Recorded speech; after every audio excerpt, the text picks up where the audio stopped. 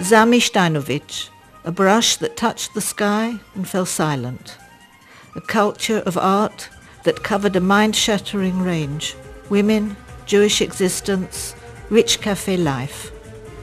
A talent born in Poland in 1951, grew in Israel and spread to centers of culture and world capitals. Zamy Steynovitz, an existence cut short on the threshold of a new century. Zamy sought to get out of the village where we lived, a small village called Bin Nun near Ramla, a village close to the border, a border with the enemy, a border which had to be guarded by night. In those days, there was no communication as we have today, no television, no exposure to images. Zamy was curious to see what the world contained. Whenever he could lay his hands on an art book, it became his whole world. He would look through it avidly. I planned to do things. The things coming more spontaneous. I could be influenced by South America by seeing folkloric things and colors and music. And like was with the piece in '78, I was taken by it because it was a historic moment. Beginning, I was more a surrealistic painter when I was in Israel, and then I was doing. It's funny, when I was in England, I was doing more cafes and ladies, and when I went to the States, I did a lot of Jewish subjects and festivals and things from the childhood. Zamy goes out into the world, and the world opens wide its gates to him. Stardust, champagne in crystal glasses, festive openings, but all these did not change his work or personality. Zamy remained faithful to his colors, to his scrutinizing eye, to his understanding heart, which knew how to transform emotions into the language of colors. Here he is seen at the opening of his exhibition in the Park West Gallery in Michigan. We began our association with Zamy Steynovitz in 1995. We bought some of his paintings and sold them very well. And that same year we published 10 editions of serigraphs, and they were received wonderfully by the public because so many people love Zamy's work and would love to collect it, and we're so fortunate to be able, through this relationship with the estate, to continue to bring these wonderful works to collectors, enthusiastic collectors all over the world.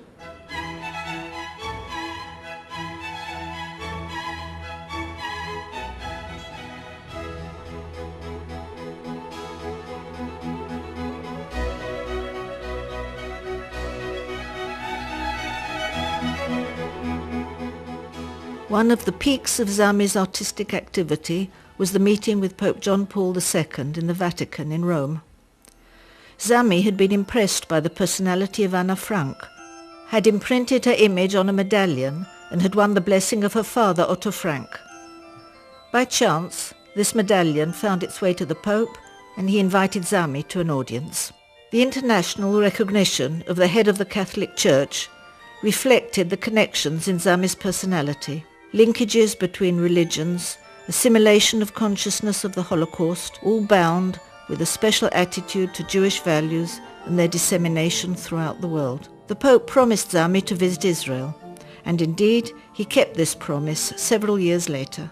I remember how, during this visit, as we approached the Pope and the Cardinal, head of his office, the latter must have thought that the Pope would see us for a couple of minutes, look again at the medal and dismiss us, but that didn't happen. The Pope went on talking with us. He asked Zamy where his parents were born in Poland, and did he speak Polish, and Zamy told him the whole story of his family. The Pope then asked me about my parents' origin, and I told him that my mother came from Krakow in Poland, not far from where the Pope himself came from, as well as being near Zamy's parents' hometown. The Pope just didn't want to let us go. He went on to ask how many religious people were there in Israel, and how many super-Orthodox were among them. Zamy displayed all his artistic outlook. I saw the Cardinal wondering why the Pope was wasting his time on these Jews, and steered the Pope gently towards ending the visit. On the next day, Zamy and I were sitting in a restaurant. A couple approached us. and asked Zamy for a blessing following his lengthy visit to the Pope. Zamy took a serviette and sketched something on it with a circular movement. And this was perhaps his significant characteristic, beyond his paintings. This was my Zamy. El movimiento por la paz en el Medio Oriente no surgió del vacío. The idea of peace in the Middle East wasn't created in a vacuum. The idea evolved following lengthy propaganda led by intellectuals, writers, poets and painters. One of these painters was Zamy Steynovitz, who saw Jerusalem as the center of artistic inspiration.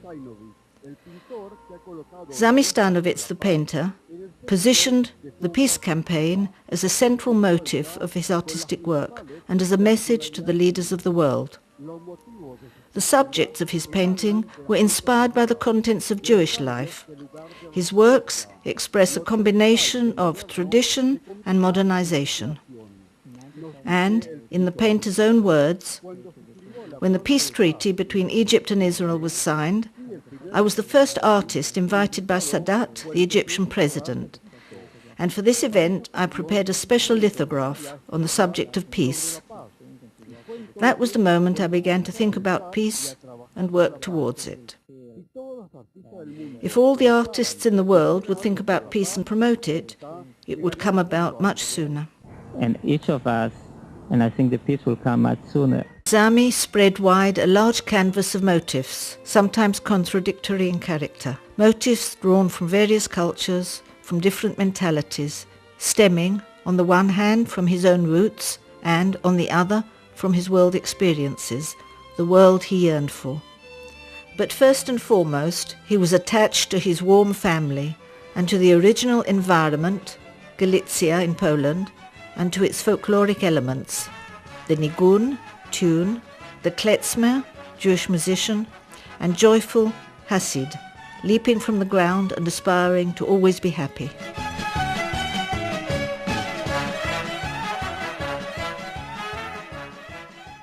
Zamy's shift to Europe brought him to the city cafes in metropolitan London, Zurich and Paris. Especially Paris, both sides of the Seine, fed his imagination and his special chic. An artist is enclosed in a world of his own, often surrounded by many people, but in the end he remains alone. So it is with the angels. Flights of angels in which every angel is an individual, enfolding both a contradiction and a verification.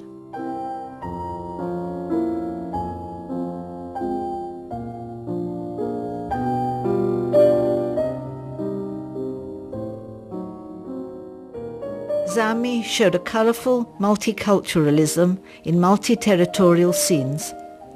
In addition to views of New York and Tel Aviv, he also added Avignon in color, smell, and the special aroma of the magic, the faraway French landscape of Provence in southern France. Fortunately, we are creating and publishing new editions of lithographs and serigraphs, a hybrid combined technique, and those works are being released as we speak once again.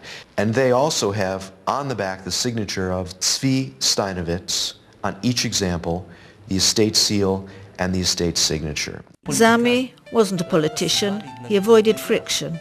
He would say, if you want to succeed, go ahead and succeed. I wish you would. If we all succeed, if you could paint like me, if you would devote yourself to these colors of which the world is full, if we all could stop to look at this flower, to smile at each other, to help each other, then the world would be a much better place.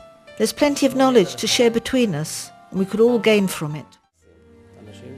I was amazed at receiving so many requests, phone calls, emails, faxes, from people who wish to get to know him and buy his works. It appears that his art is widely known and greatly loved. People connect with his work, with his optimism. I live in it. I live him through his paintings. This was what's interesting in art. Or I don't make plans for now and for the next 20, 50 years or things that happen.